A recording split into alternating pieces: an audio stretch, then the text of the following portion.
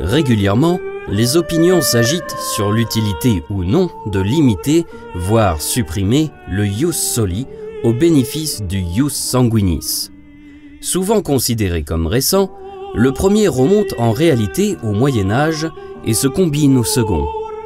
Depuis le 23 février 1515, tout enfant né d'un couple légitime étranger sur le sol de France n'est désormais plus considéré comme aubain ou étranger, à condition d'y avoir toujours résidé. Le droit du sol est alors introduit dans le droit français. Tel est le contenu de l'arrêt rendu par le Parlement de Paris, cour qui exerce au nom du roi la justice souveraine, le plus souvent en appel.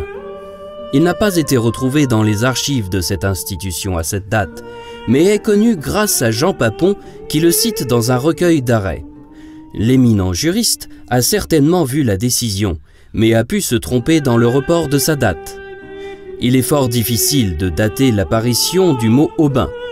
Il n'en existe aucune trace avant le dernier quart du Xe siècle.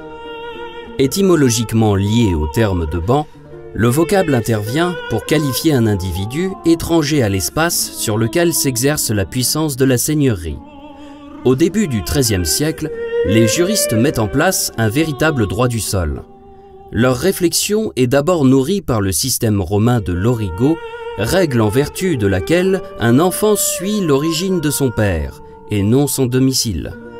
Mais les juristes se détachent de ce principe en attachant une importance nouvelle à la notion de domicile et développent l'idée selon laquelle chaque personne possède une origine propre, distincte de l'origo paternel. Comme on le voit, l'arrêt de ce début de XVIe siècle n'a pas surgi du néant. Il est le fruit d'un long mûrissement juridique, tandis que le Parlement de Paris est saisi régulièrement par des plaignants qui contestent leur qualité d'aubin. Effectivement, le droit d'aubaine permet au roi de s'approprier l'héritage de tout étranger qui meurt sans héritier français. Un aubain ne peut donc pas succéder à ses parents. Mais ce droit est appliqué de manière de plus en plus modérée. C'est ainsi qu'un autre arrêt du 23 février 1518 permet à l'étranger qui meurt hors de France de laisser ses biens acquis dans le royaume en héritage à ses enfants nés en France. À tous ceux que la justice ne définit pas comme français, le roi, depuis François Ier, a le pouvoir exclusif d'accorder des lettres de naturalité. Durant la seconde moitié du XVIe siècle, le lien de filiation permet à son tour de transmettre la qualité de français sans considération du lieu de naissance. En effet, un arrêt daté du 7 septembre 1576, toujours du même Parlement de Paris, proclame française une fille née en Angleterre de 2 parents français et lui accorde donc le droit de leur succéder. Marie Mabille, née en Angleterre, a épousé un Anglais. Elle descendait de parents huguenots qui s'étaient réfugiés dans ce pays. À la mort de son époux, elle revient en France et manifeste son désir de retour. Quelques mois auparavant, un édit royal du 14 mai 1576 reconnaissait comme natifs français les individus nés à l'étranger de parents ayant fui à cause des guerres de religion.